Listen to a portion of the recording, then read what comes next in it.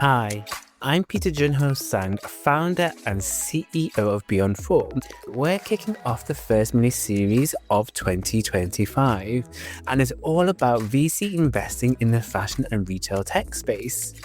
I'm going to be joined by Rohan Bansal for 4 episodes where we explore what it's like going into the VC investing world, what's hot right now in terms of deal flow, technology, startups to look at, and everything in between. On today's episode, Rohan and I dissect what makes a great investor pitch deck, one of the most important marketing tools that a startup founder needs to work on, especially if they want to get on the venture capital raising train. It can mean the difference between gaining that first meeting with a potential investor or getting lost in a very busy and saturated world of entrepreneurship. However, it's not easy telling your story and also selling a vision that makes sense from a business case. A deck is really a reflection not just of the startup, but also of the founder and the team itself. Unclear or an unorganized deck perhaps speaks of their own thinking, their own structuring. Some of the most successful companies from 10 years ago, or some of their decks were not great, but at the same time, what they had was a great story and they had a great vision. Let's get this conversation going with Rohan on today's episode of Venturing into Fashion Tech. How are you today, Rohan? Doing great. How are you, Peter? I'm good, thank you. We're talking about storytelling today and what makes a great pitch. I think that is one of those questions that I get asked the most often by a founder. It is part art, part science, part magic in some way. So I'm interested to hear your thoughts in a second. But before we get going, I want to give some context to our listeners. So what makes the perfect pitch? In today's fast-paced investment landscape, you've literally got around 3 minutes and 20 seconds to make your mark. This is the average amount of time that investors spend looking at a deck, and that's according to research conducted by DocSend. Thousands of decks are created and distributed each day, but only around 1% of pitch decks actually secure funding. So it's a super tiny amount. For any startup listening, a deck must convey your idea concisely and pack a punch from the get-go, which is a lot easier said than done. So Rohan, you have seen literally hundreds of decks over the last few years investing from Harris. How important is storytelling in a pitch deck, and what elements make a startup story actually compelling? Oh, it's super important. I personally believe that we as humans understand stories better than anything else. Some of the earliest memories you have of your parents telling your story, or just kind of remembering certain tales, and having a founder that can link their product or let's say their company to a story or origin is definitely great, because you can tell that they probably understand the problem quite well, or but they faced it quite a lot themselves, and now they become problem solvers for a problem that they were facing for quite some time. There's no fixed way to build a story. I think it kind of comes naturally to you over time as well, because as you spend more and more time refining a product, refining your business and strategy, the story kind of comes along with it itself. And it's super important to have the right story so that it's very clear as to how the product was developed, how you scaled, and being able to convey this within a coherent message and strategy is extremely important for securing VC funding. I am sure, like myself, you have seen so many messy pitches previously. And I think, as you mentioned their product, your journey and make all that makes sense. I often quite find at the start of the founders, they go all over the place with their storytelling, with their pitches. Quite often it's not grounded in anything that makes sense objectively, like data, or they have proven something along the way as a startup. And it makes it so much difficult, so much more harder as somebody looking at the pitch deck or listening to their pitch to understand actually what you're trying to do, especially when they are strangers. We've never met them before. Like, how can you expect anyone to understand you if you've not practiced, essentially? Yeah. It's exactly the case. You can tell that sometimes when it's an unpolished pitch, and there's nothing more frustrating where you know that you have a long call to make with this person and they haven't really refined things in a clear and concise manner. Because as a VC, you obviously trust a lot your first instincts, but at the same time, you need to fight it because you might find something out further down the line, which makes sense, So storytelling is super important, and first impressions matter a lot, especially in a game where, as VC, you're having multiple calls each week. You're having 5 or 10 calls at least with startups each week. So the one that has a clear story is the one that's remembered, that's still in your brain, and that's also the one that you're going to be spending more and more time doing DD as well, simply because you remember it left a lasting impression. And because it left a lasting impression, now you're going to see if this thesis works or not, So that's why it's very important. Yeah, and I think many founders forget that obviously, I think you're a human, right, Rohan? Yeah. Last I checked. You get fatigued as well. Oh, yeah. Especially since I turned 30. Yeah, for sure. Exactly, and that's why that storytelling is so important, because you are dealing with another human at the other side of the table. You've mentioned in previous episodes of this podcast series that traction metrics is super important in the life of a startup and go through those fundraising stages. So when we're speaking specifically about pitch deck, what key metrics are you looking for in that pitch deck that tells you, okay, this looks positive for this solution? It really depends on the stage as well. But the one underlying factor that almost always comes out is that you don't invest in a company, you invest in a person. So especially at early stage, because they might not necessarily have traction, but what you want to understand is, how is their experience relevant to what they're doing now? Is this the right person? Can they scale? Can they wear multiple hats? If you're in a very early stage startup, you need to be able to juggle and wear 5 different hats. You need to be an R&D guy, you need to be a sales guy, you need to be a marketing person, you need to be a business development person, you need to be a product person as well. So it's extremely important to have the right, let's say, profile and story around it. Yeah, for sure. Another thing that obviously we look at is a market as well, seeing how big the market size actually is. Traction at early stage perhaps is not always there, especially if you're in an industry which requires a lot of R&D expenditure. So I think really it comes down to seeing if this person that you're talking to is credible. Can they solve problems, and can they address concerns that you have clearly and make you feel as if you are investing the right person in the right product, because products can change, people don't change. And you mentioned that market numbers. I would say that this is one of the trickiest slides to get right with our founders. Is the number too big? Is the number too little? And we always have endless debate as to what is that final number in regard to the TAM of a song.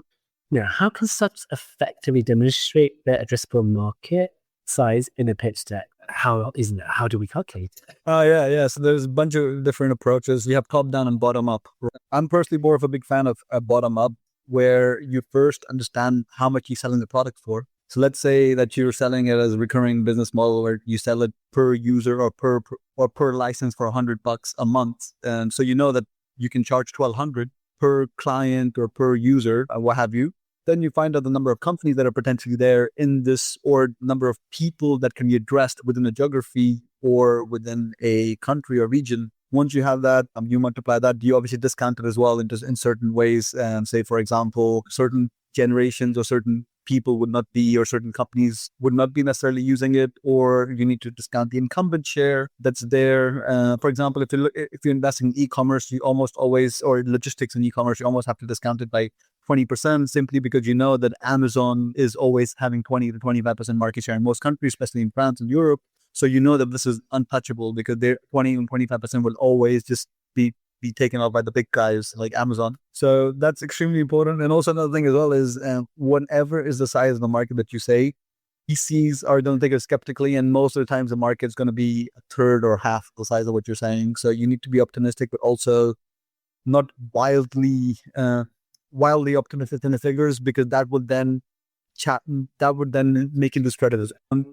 Whatever number you give, VCs will obviously look to first understand how credible this number is, and they will, in most cases, come up with a figure that's half the size or 1/3 the size of that, based on certain assumptions that they're using. So it's up to you but not to be wildly optimistic in your figures, because that could potentially destroy credibility with investors, where they're like, okay, this person doesn't even understand the market, because they have given such a big number that they'll never address it, or they don't know who to address in the first place. So it's extremely important to do a right market sizing, and not just base it on one industry, but actually to do it in a holistic manner, so that you build credibility, and VCs can also then challenge you, but in the right way. And you mentioned there that if a startup doesn't get their addressable market numbers correct, that's an instant, red flag, we can call it, for the investor that they are speaking to.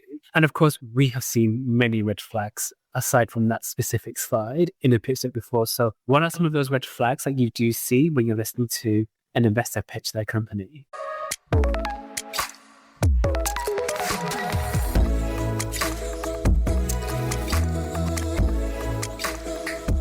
Where to begin? First of all, it's almost unheard of for an investment or a startup to not have any red flags. If you can't spot them, then either you're missing something or the founder is misleading you in some ways. Because it's called venture capital, it's not called certain capital, so that's one thing. Definitely ignoring that's in the market size red flag that we already discussed. Now, one of the things is founder experience. And if, let's say, the two co-founders have extremely similar background, extremely similar experience, that can be a potential red flag, because you need someone with diversity, someone who can maximize your strengths and also minimize your weaknesses. So people that have the same strengths can potentially be a red flag. Then the other thing as well is, do they have relevant background and experience within this particular vertical? Do they understand the problems here? Have they faced them themselves? If they don't, that's a potential red flag. Then other thing as well is unrealistic expectations. To say that you're currently doing, let's say, 500,000 revenues, and then next year you're going to be doing 10 million revenues. Like, you need to have some extremely, extremely strong assumptions to be able to justify that, because to do 20x in revenue growth, especially if you're doing 500,000, 1 million revenues, is very challengeable unless there's some key assumptions that you have. Other red flags also can be asking for too little or asking for too much. Saying that, you only need to raise 100K, but you want to hire 3 product guys, 2 sales and marketing guys. This 100K would go within 2 months if this is your roadmap. Then finally, another thing as well is very unrealistic assumptions or ambition, saying that you right now pre-seed and you're going to be unicorn in 2 or 3 years. I understand that you obviously need to be ambitious, you need to be visionary, but you need to have tempered vision. If you're saying this, that's a big red flag, because then suddenly investors are thinking, is this person having the head on the clouds a little bit, So there's a lot of different red flags, but these are, I think, the key ones. So essentially, sell the dream, sell the vision, but make it make sense. Yeah. If it doesn't make sense, that there's going to be opening up a can of worms. Yeah. Question, further grilling. It's probably not going to go anywhere. No. Anytime soon, basically, with your specific pitch deck there. So then, we talked about the oral pitch, we talked about the deck itself and the content. Being from a creative background myself, and being within fashion, we like things nice and glossy. Details matter in terms of the visuals. How important is the visual design of a pitch deck?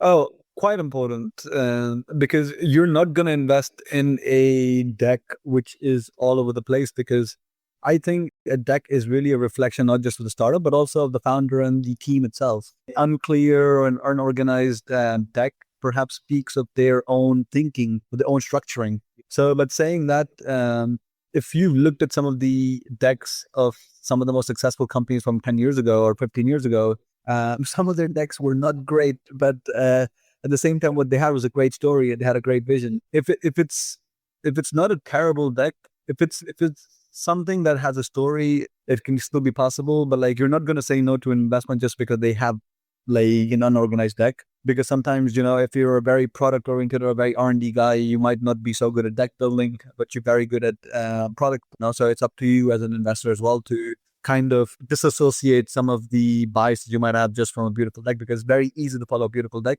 but sometimes it's all filler, no killer. We don't just want the fluff, we want everything. Absolutely. But of course, those visual elements, if we're talking from a storytelling guiding perspective of the eye, it can help in many ways. Absolutely. So what's your overall advice then to fashion tech founders that are currently creating the investor pitch deck or looking to create their pitch deck? So super important. I cannot emphasize enough on the market.